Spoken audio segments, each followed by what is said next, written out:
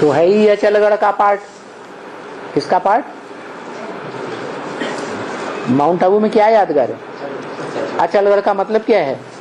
कैसा गढ़, कैसा किला, जिस किले को कोई भी हिला ही नहीं सका। नहीं तो क्या होते हैं, बाहर से दुश्मन आते हैं, किले की दीवारों को तोपे मार मार के ढहा देते हैं, किला बैठ जाता है, या तो दरवाजे को तोड़ देते हैं। लेकिन ये कैसा अचलगढ़ है? चलायमान है ही नहीं, हिल ही नहीं सकता। 10 जो सिर हैं रावण के, वो उस किले को तोड़ नहीं सकते हैं। तो उस संगठन के पिता का नाम क्या रखा? रुद्र ज्ञान यज्ञ का पिता, यज्ञ पिता। वो कहते हैं कि मेरे मददगार बनो। आहा, ये क्या बात हुई? ज्ञान यज्ञ का पिता, ज्ञान यज्ञ की सर्वोच्च सर्वोपरि शक्ति, वो मांगती है मददगार बनो। है? तो कर्म अच्छे किए होंगे या खराब कर्म किए होंगे? हैं?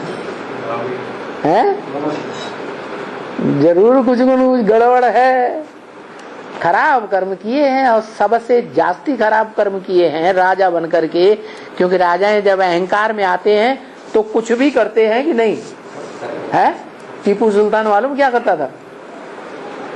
मैसूर वालों से पूछो क्या करता था जघन्य काम।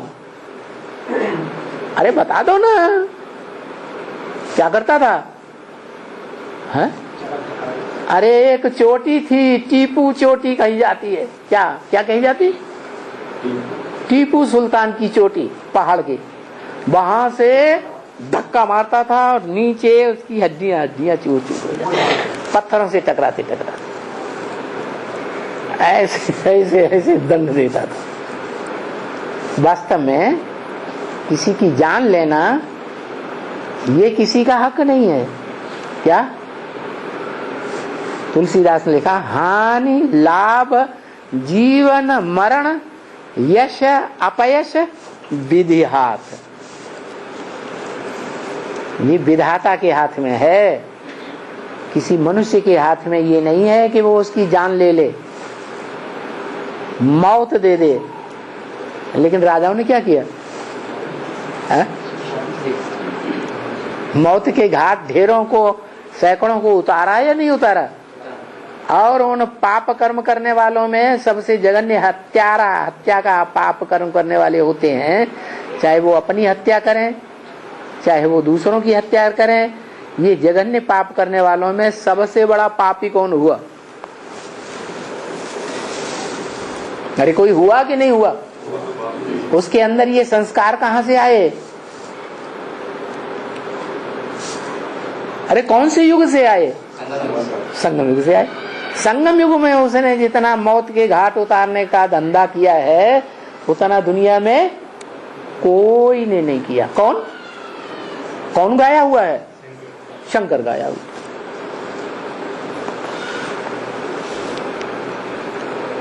तो बोला यज्ञ पिता को आकर कहना पड़ता है मददगार बनो।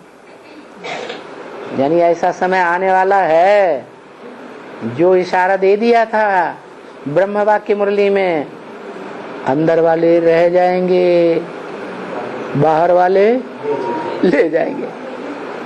माने जो सरेंडर्ड हैं, भगवान के बनाए हुए किले के अंदर आकर बैठ गए, वो रह जाएंगे, और बाहर वाले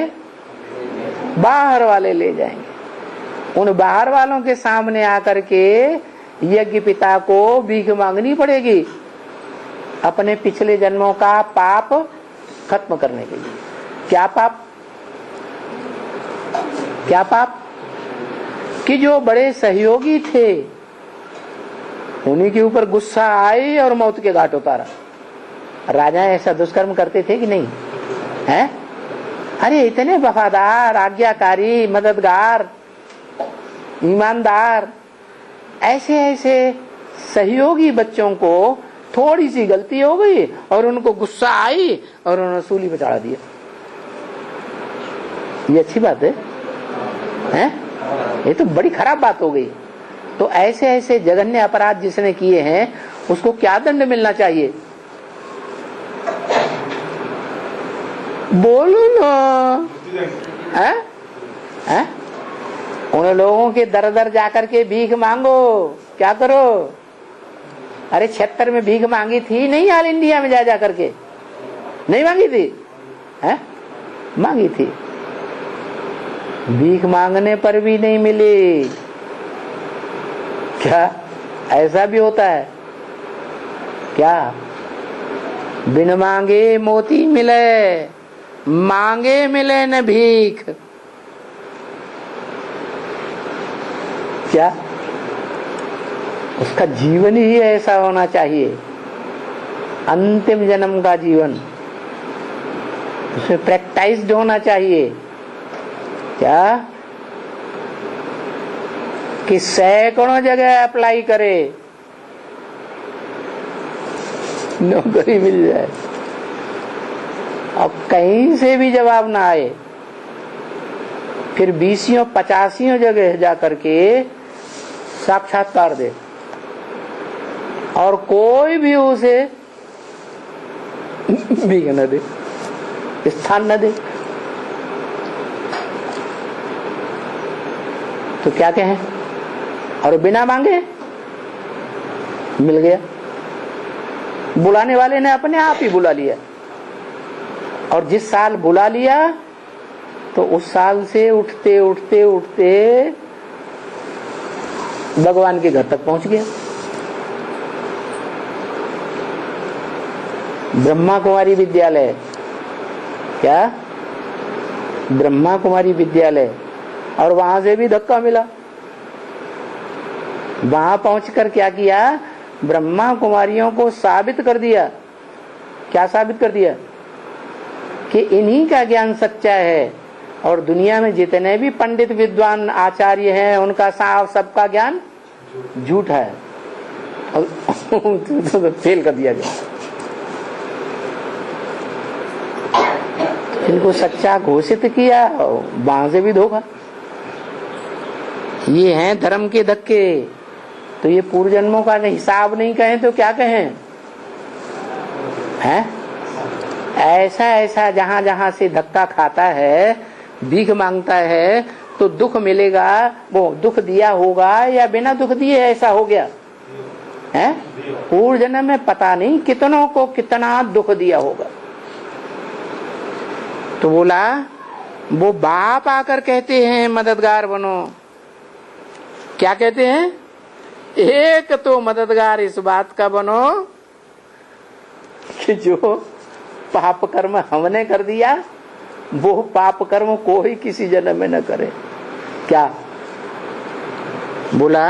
एक तो कोई को दुख नहीं दो। क्या है? सबसे बड़ा काम क्या करो है? एक तो कोई को दुख न दो। ऐसा कोई कर्म न करो, ऐसी कोई वाचा न बोलो, ऐसी कोई आंख न दिखाओ लाल लाल जो दूसरे को दुख हो जाए। कर्मेंद्रियों से कर्म न करो।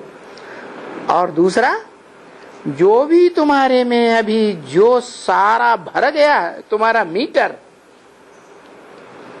क्या तुम्हारी बुद्धि का जो मीटर है ना, वो पाप कर्म करते करते विकर्म भरते करते करते इतना भर गया है कि उस कीचड़ को साफ करना याद कर करके घटता जाए। दूसरों को कहता है? क्या कहता है? दूसरों को कहता है ना, याद कर करके घटता जाए। कितना घटता है ये बड़ी जांच की बात रहती है, सोच की बात है कि कितना वो पाप कर्मों का मीटर जो कीचड़ भर गया है बुद्धि रूपी मीटर में, वो साफ हो जाए। समझे ना? ये फिक्रात बड़ी जबरदस्त बाबा ने हमको दे दी। क्या वो मीटर बहुत भरा हुआ है, खचाखच भरा हुआ है या खाली है? समझा ना कि हम कहां तक बाबा को याद कर रहे हैं? नहीं याद कर सकते हैं, इसका क्या कारण है? नहीं याद कर सकते हैं तो हमारी क्या गति होगी? अगर याद नहीं कर सकता हूं, कर सकती हूं तो ये बात घड़ी घड़ी अपने से पूछनी होती है बच्चे।